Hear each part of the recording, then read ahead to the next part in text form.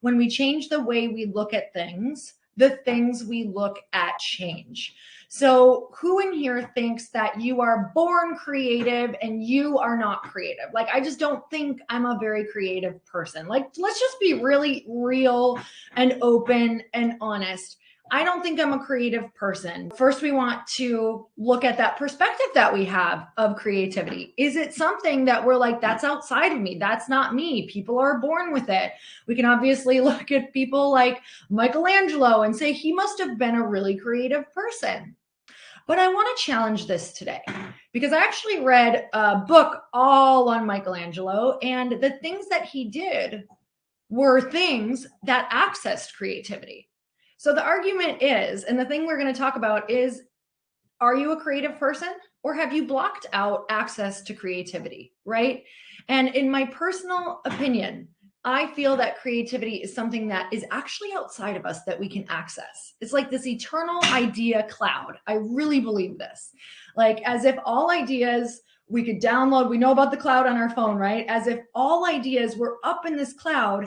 And at any given time, if we decide to attune ourselves and to unblock all of the things that block us from creativity, that all of a sudden we can start getting these ideas. And so have you ever been with someone where you're like, they're just an idea machine? Except when we actually assess how they are living their lives, maybe they're living a very creative life. Maybe they're having very creative conversations. Maybe they're asking themselves different questions than we're asking ourselves. So I want you guys to think about when you were growing up. And if you can't access that, you're like, gosh, that feels like a long time ago. I want you to think about little kids and how they are with their imagination. You know, the other day I was in the airport and I was watching this little boy and he was running around and he went and he sat on this bench by himself. And I just watched him like talk to his imaginary co-pilot, and he was pretending to what looked like either fly a plane or drive a dump truck. I couldn't tell the difference. But he was over there having this full blown imagination moment where he was being creative, right? He was just accessing a different part of his brain where he was able to come up with something that actually entertained him.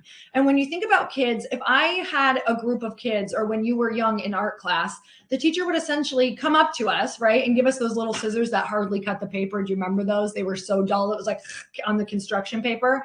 They could dump off a bunch of scissors, construction paper, maybe some paint, and some tape or whatever it was. I want you to picture, go back to your art class. I can actually smell it, like that smell of like the paint that they used to use in the 80s. It was probably really bad for you. But they could dump this all off and say, okay, create something. And there was never a block. There was never like oh gosh, I don't know what I should do here. What are people going to think of this? It was, when we were young, it was like, oh my God, this is awesome. I can't wait to do this. And you'd come up with something. You'd come up with anything. You'd come up with a furry fire truck, right? We see all those memes on Instagram where it's like, what the heck is this drawing that they drew? Because you didn't care. You could access that creativity because you did not have any blocks around it. You didn't have any stories around it. You literally just got dumped off some things and said, I'm going to make something cool with this. So when we think of creativity in that way, we start to realize that maybe we're all very creative beings and that we have just been blocked by something. So I have a friend who just said a quote the other day that made everybody kind of stop dead in their tracks when she said it into this room at a mastermind. And her name is Lizzie Hofer, and she said, you either make everything a crisis or an adventure. And I thought of this with creativity and not having an idea or not knowing what to do next or not feeling like you have all of the answers. And I thought, wow, it really is about the perspective.